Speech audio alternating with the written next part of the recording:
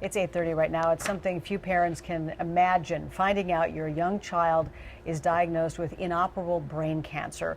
It was a reality for one Rochester, Minnesota family. 13-year-old Shannon O'Hara died in January of 2012 after a 9-month battle with brain cancer.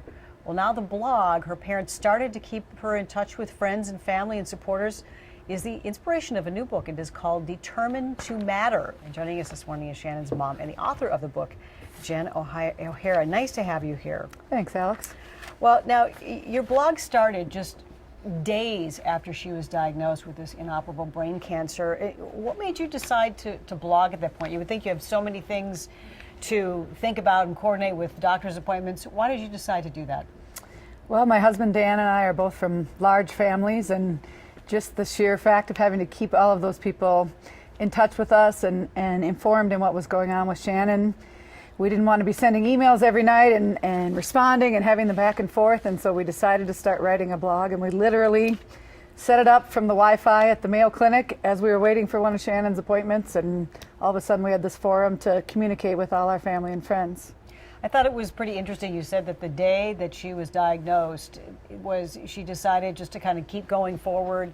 She didn't wallow. She went to a sleepover that night. Yes, she did. She was stepping out of the exam room to call her friend and say, "I'm going to be a little late, but I'm coming." And yes, Shannon was determined to do what she wanted to do with the time she had left.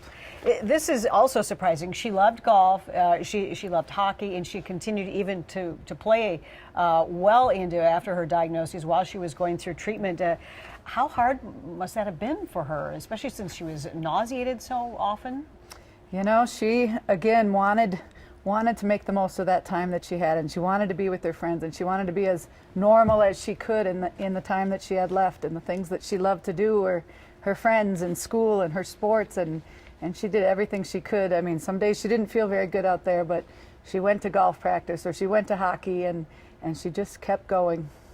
It sounds like she was a mature girl, but the diagnosis of brain cancer also really sped things up in how she looked and viewed the world and her impact on the world.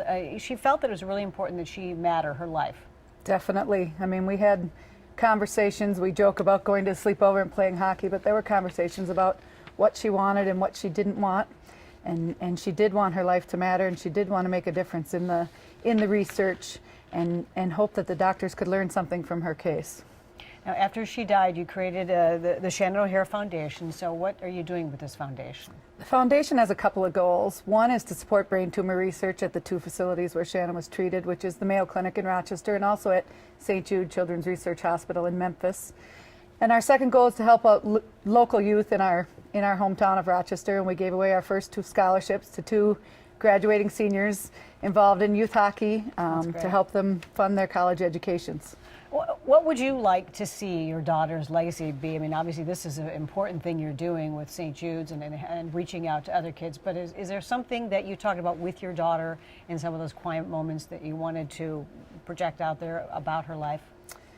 You know, the way Shannon lived was really being kind to others and looking for the good in people and be a good friend and be a good teammate and trying to carry on those characteristics as we move forward and as we talk about her and her life and why it does matter. I mean, yes, the research piece of helping fund brain cancer research is important, but the living and being a good person in your life, no matter how long your life is really what Shannon was about. Wow, and Shannon was quite a young girl, and she had so many dreams, and it's so nice that you put the blog together, and then now you have a book out. I think it's a tremendous tribute to your daughter, and obviously what you're doing with the research. So thank you so much for coming in. Jen's book is called Determined to Matter, and it's available June 1st. You can pick it up. She'll be signing copies of the book next Wednesday night, June 5th, at Macabre's Books in St. Paul at 7 o'clock. And if you'd like more information on the Shannon O'Hara Foundation, you can go to our website, myfox9.com, and click on Scene on Fox 9. Thanks again so much, Jen. Thank you. Nice book.